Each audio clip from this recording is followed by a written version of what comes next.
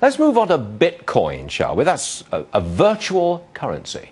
The value of each Bitcoin hit a new high this week. As of right now, it's around $450. That is the value of one Bitcoin. At the beginning of this year, the value was pegged at $13. Is it just going to keep on going up? Charles Payne, not here today, but he's commented in the past, he does not think it's going to keep going up. Look at this. This kind of stuff is scary, you know. I mean, the volatility of it has been outrageous. You know, it goes from 100 to 260 to 100. It's an interesting brainchild, though. It really is for people who around the world who are upset with fiat currency. I'm not going to put my real money into it. I'm not going to do it. No, I got to tell you, so far, and neither are you. Not yet. He's not going to put his money in. I'm not. But here's a guy who did. Jeff Berwick is with us. He's an early Bitcoin investor.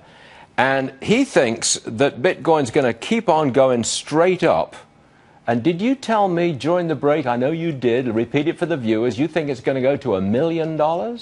I don't think it's going to go to $1 million, but it has the definite potential to do that. You're talking up your own book, because you own some Bitcoins, and you're just going to try to make them go up. Well, I'm not doing anything except for saying what I think is the actual truth in the case. What's your connection to Bitcoin?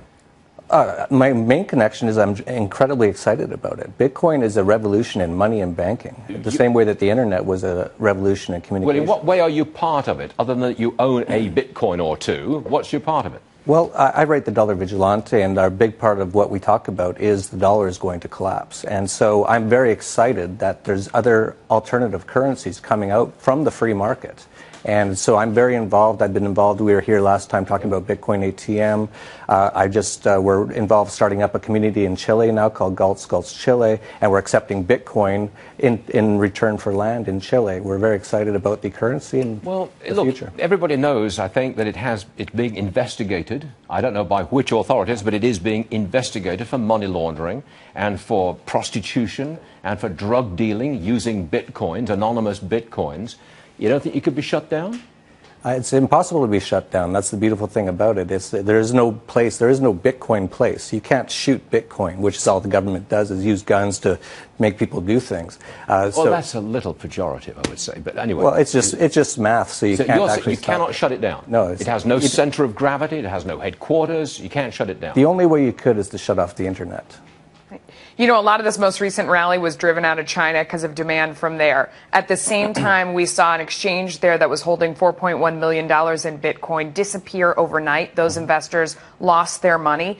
There's no way to guard against that kind of thing. And I think that's what prevents more investors from getting involved in Bitcoin. Do you have any way to guard against that? Well, you could say the same thing about Cyprus. Everyone lost 50% of their bank accounts just taken by the government. So, yeah, it's always a risk involved. And yes, of course, the free market will come up with many different ways. There'll be Bitcoin insurance companies coming out. There'll be Bitcoin banks, which will be insured, all those sort of things. So if the free market is going to take care of all of these issues, there's going to be bumps along the road. This currency has only been around since 2009. And so there's going to be issues. There's going to be problems. There's always going to be some sort of fraudulent people involved. But that's not a major issue. Bitcoin is an actual revolution in money, and people won't believe what's going to happen with this currency. Why don't you just invest in gold? Well, I also believe in gold, and I think people should look at both of them. Both of them have positives and negatives. Gold is physical, and with governments around the world, they're becoming more and more just taking their citizens' money.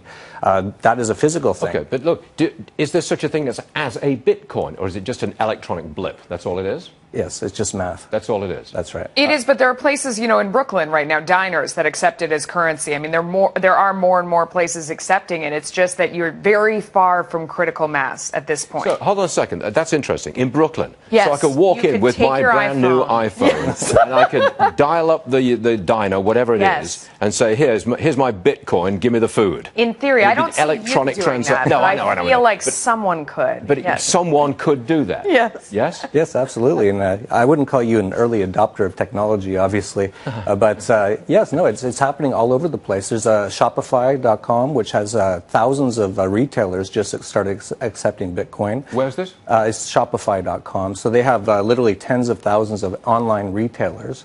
Some Subway restaurants have started to accept Bitcoin. Okay, hold on a second. Yes. If I wanted to get on my little iPhone here, and I wanted love that thing. No, I don't. You're really into and it. I wanted to shut up. And I wanted to buy 1 Bitcoin. How do I do it? There's many ways. Okay. It's $450 to buy 1 Bitcoin, right? Today. Right. Who gets my $450? Whoever has the Bitcoin. So if you've got a Bitcoin, you could sell me the Bitcoin, and I would send you real dollars, real money, 450 of them, right? You call them real. They're also but that's how it would work. But isn't that interesting that the person who supposedly believes in Bitcoin is willing to accept dollars in exchange for it? I mean, what does that tell you if somebody who has a Bitcoin trades it for dollars? I've never actually traded Bitcoins for dollars. I actually keep all my Bitcoins. Good for you. I consider it almost like a savings account. And it's done quite well. All right. We hear you, Jeff. I'm just trying to get to grips with all this technology stuff. And, well, we'll have you back. And it's very interesting. Thanks very much. My pleasure. Thank you. Jeff, good stuff.